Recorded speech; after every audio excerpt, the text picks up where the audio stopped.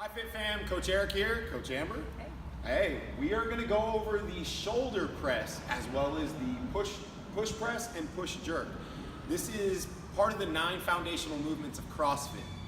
What we're going to talk about today are the setup, the points of performance, and as well as the common faults. This way you have a point of reference each time you see these movements show up in the workout. If you need to go back to the videos, you can always come back to these videos, kind of prepare yourself for class. If you have any questions, this is a good opportunity for you to be able to see the movement live and then figure out how you're gonna make it work when we get into class. So Coach Amber here is gonna be doing some demonstration. I'm gonna be talking about, all right, so again, we're gonna talk about the setup. Coach Amber has her feet underneath her hips. She's gonna have a tight midline. And now when she goes to bring it into the rack, she's gonna have her elbows down and in front. All right, so this is your static and or your start position for all 3 of the pressing movements, for shoulder press, and push jerk. So we're gonna go with the first of those movements, which is the base movement, and that's the shoulder press. So point of performance there, she's gonna have a neutral spine. So she's gonna be, her weight is going to be in her heels and she's gonna be neutral on her back. Weight through the heels throughout this movement so she can almost float her toes up. Then she's gonna have a straight bar path when she drives the bar off of her shoulders out of the front rack. Again, she drives her head through and elbows are locked out at the top. Some of the common faults that we see with this movement are not locking out and having inactive shoulders, so that's an incomplete movement. We see a loss in neutral spine. We're bending back or hyperextending.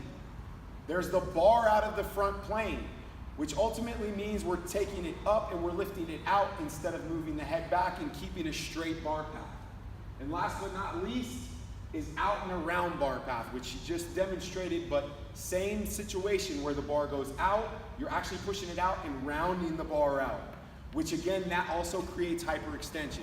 What we're looking to do is keep the movement the most efficient, and keeping it the most efficient is a straight bar path, having that neutral spine.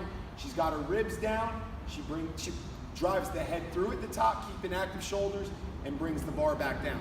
Keep in mind, this is the base of the press movements. If we don't get this one right, we are not going to be able to move into push press or into push jerk.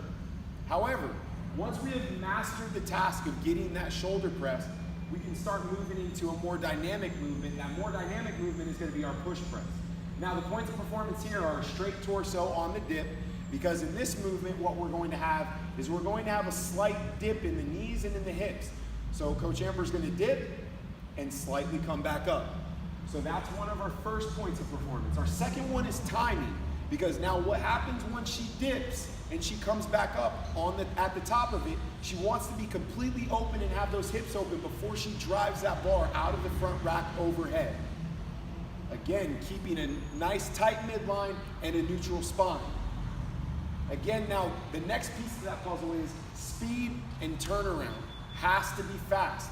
So this dip, it needs to be what you're gonna hear coaches say this a lot when you're in class. You're gonna hear us say dip drive.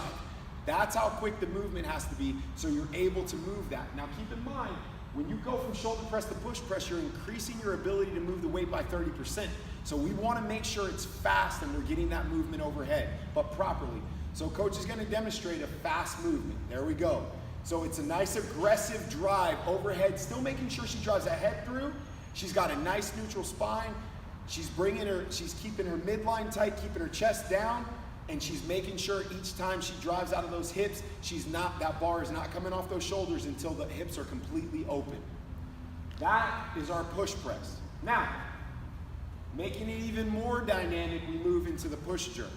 With the push jerk, our points of performance, still maintaining the first 2 points of performance from push press and shoulder press, what's added into this is now we're gonna have a hip extension and hip extension before dropping underneath the bar.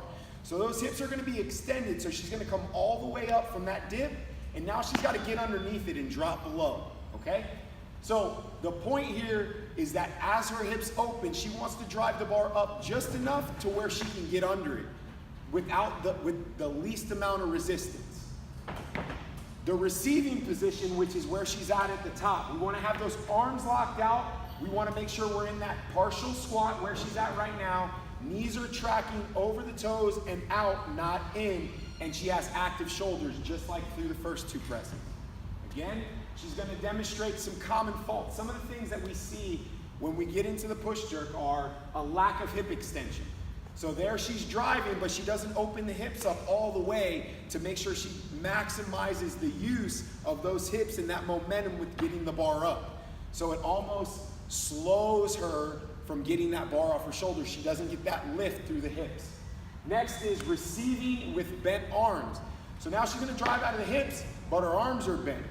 And unfortunately what happens there is as the weight increases, you're going to lose that midline, you're going to lose that neutral spine, and you're going to lean forward and drop the weight. Landing too wide with your knees collapsing. So in this case, again, she's going to dip and drive, but super wide, and as you see, her knees start to collapse in, which again, she loses neutral spine and starts to lean forward, and we're going to lose that weight as we start to increase in our weight. The goal here is to build an excellent shoulder press so we can have a nice push press.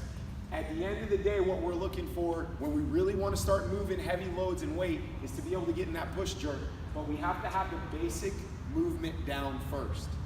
So if you have any questions, you see these movements pop up into a workout, pull one of the coaches aside and say, hey, look, I'm having a little bit of trouble maybe getting active shoulders. How can I improve?